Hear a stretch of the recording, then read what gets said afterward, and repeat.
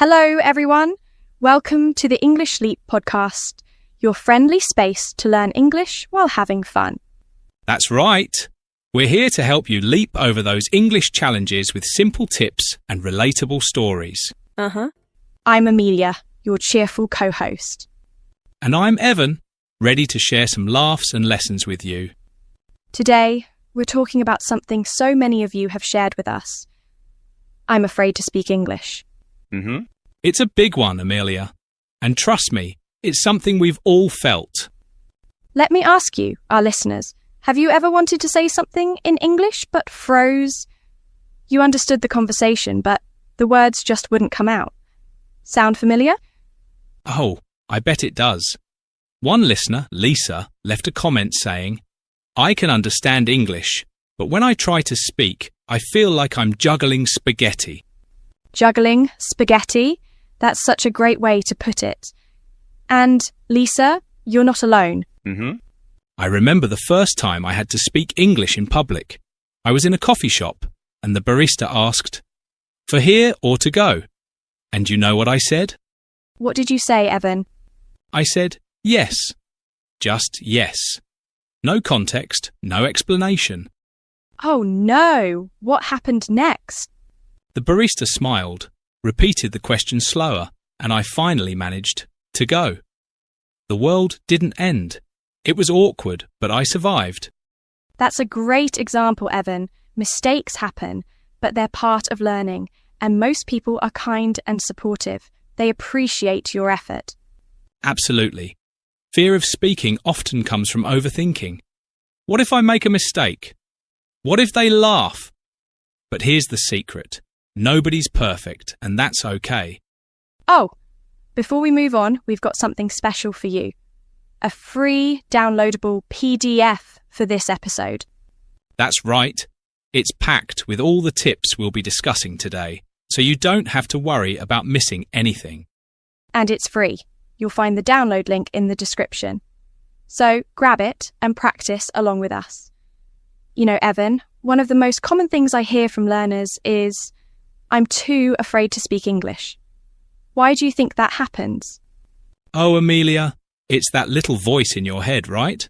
The one that says, "What if I mess up?" Exactly. And then you freeze. It's like standing at the edge of a pool, wanting to jump in, but being too scared of the splash. That's a great analogy. And I think fear of judgment plays a big role. People think, what if I say something wrong and they laugh? Right. But here's the thing. Most people aren't paying that much attention. They're too busy worrying about themselves. So true. And honestly, most people appreciate the effort. Like when someone says, "Thank you," in a new language. It always makes me smile. Yes. It's so important to remember that fear is normal. Every single learner feels it. It's not about avoiding fear, it's about learning to deal with it. But let's talk about why this fear even exists. What do you think is at the root of it? Oh, for a lot of people, it's vocabulary. They have ideas but can't find the right words to express them. Totally. It's like trying to tell a story with missing puzzle pieces. You know what you want to say, but you just don't have all the parts. Exactly. And grammar plays a role too. People worry, what if I mix up tenses or use the wrong word? But honestly, most of the time, people still understand you. I remember once I said library instead of bookstore in Spanish. The person just smiled and pointed me in the right direction. That's a great example. Mistakes aren't the end of the world. They're just part of learning. Absolutely. And sometimes fear comes from past experiences.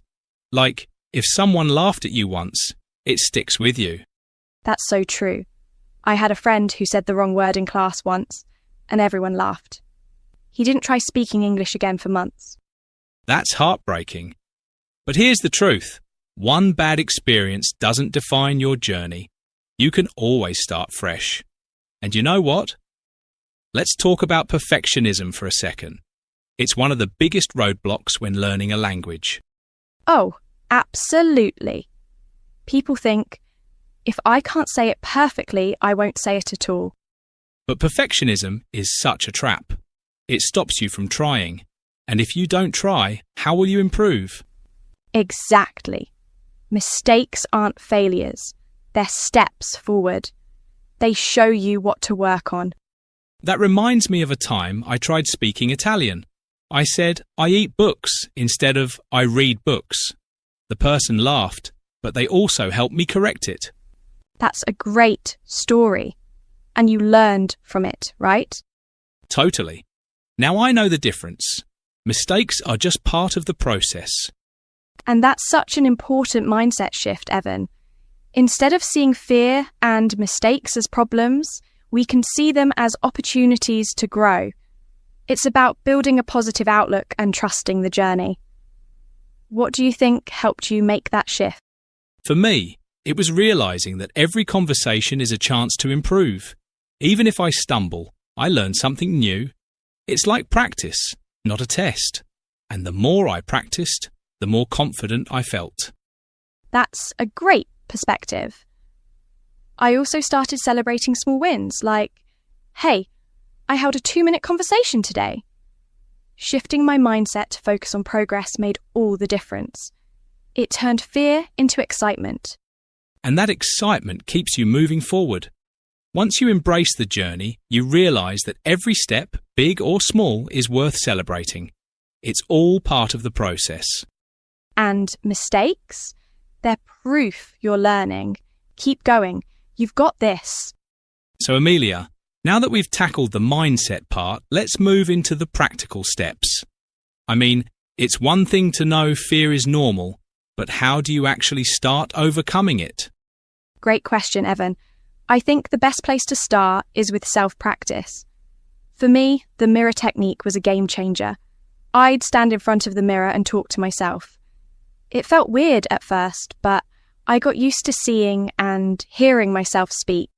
Oh, I've tried that too.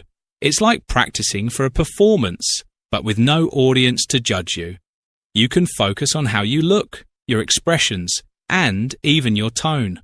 Plus, no one's there to correct you. You just experiment. Exactly. Once you get comfortable with that, you can practice with someone you trust. I remember practicing with my best friend. She didn't judge me, and that gave me the confidence to try speaking in other situations. I did something similar. I'd practice small conversations with my family. Then, when I felt ready, I joined a local English conversation group. At first, I only listened, but eventually I started speaking, and that's when I really grew. Speaking of growth, let's talk about building confidence. For me, small, regular speaking exercises worked wonders. I'd spend 5 minutes a day describing random objects around me. It wasn't much, but it helped. That's such a good idea. I also found shadowing super helpful. You know, where you repeat what someone else is saying, like from a podcast or video. It's great for practicing tone and rhythm. Plus, it's fun. You feel like you're in a movie. Totally. And preparing for common scenarios can make a big difference too. I used to rehearse how to order food at a restaurant or ask for directions. Knowing what to say ahead of time took the pressure off in real life. Preparation is key. I also recorded myself often. At first, I hated hearing my own voice, but over time, it became a way to track progress. I could hear myself improving, which boosted my confidence. Another thing that really helps is finding support. Learning English doesn't have to be a solo journey. Joining a community can make all the difference. Absolutely. I joined an online language exchange group. It was a safe space where everyone understood the challenges. No judgment, just support. Have you tried anything like that? Yes. I used an app that connected me with native speakers who wanted to learn my language.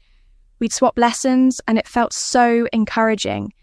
It's inspiring to hear stories of people who've overcome the same fears. That's true. Hearing how others succeeded reminds you that it's possible, and being part of a community gives you motivation to keep going. And finally, consistency is everything. It's not about doing a lot at once. It's about doing a little every day. That steady effort adds up. Right. I used to think I had to make huge progress quickly, but I learned it's about showing up regularly. Even short conversations count. Every little bit helps. And don't forget to celebrate. Maybe you managed to have a 2-minute chat with someone, or you remembered a tricky word. Those small wins deserve a pat on the back. Absolutely. Progress isn't always obvious, but it's there. Treat every speaking opportunity, even the awkward ones, as a step forward. The journey is worth it. That's such a great discussion, Evan. And before we wrap things up, let's bring in Charlotte, our vocabulary expert, to help us break down some of the trickier words and phrases we've used today. Charlotte, take it away. Thanks, Amelia. Hi, everyone. Let's go over some of the challenging words and phrases from today's episode. I'll explain them and give examples to help you understand how to use them.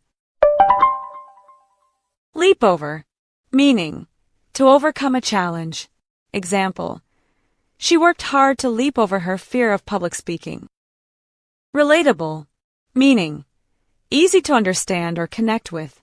Example: his story was so relatable because I've experienced the same thing. Judgment, meaning an opinion or criticism about someone or something. Example: fear of judgment often stops people from sharing their ideas. Analogy, meaning a comparison to explain something. Example: he used an analogy of a puzzle to explain how the project worked. Perfectionism, meaning wanting everything to be perfect, often causing stress. Example: her perfectionism made her afraid to try new things. Roadblocks, meaning obstacles or difficulties. Example: learning a new language has many roadblocks, but you can overcome them. Shift perspectives, meaning change the way you think about something. Example: he shifted his perspective and started seeing mistakes as lessons. Mindset, meaning the way you think or your attitude. Example: a positive mindset can help you achieve your goals faster. Shadowing, meaning copying what someone says to practice language skills. Example: she improved her pronunciation by shadowing English podcasts. Rehearse, meaning to practice something before doing it. Example: he rehearsed his presentation several times to feel confident. Consistency, meaning doing something regularly without stopping. Example: consistency is key when learning a new skill. That's it for today's vocabulary. Try using these words in your conversations. They're simple but impactful. Back to you, Amelia and Evan. Thank you so much, Charlotte. That was incredibly helpful. I love how you broke down those tricky words and gave such clear examples. Absolutely, Charlotte. You always make learning new words so easy and fun. I'm sure our listeners will start using these in no time. Well, that wraps up another episode of the English Leap podcast. We hope you found today's discussion helpful and encouraging.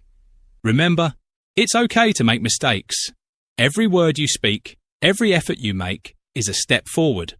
Keep practicing and don't be too hard on yourself. And don't forget to check out the free PDF in the description for today's tips and vocabulary. It's a great way to review and keep improving. Thanks for listening, everyone. Keep leaping over those challenges, and we'll see you in the next episode. Until then, happy learning and take care.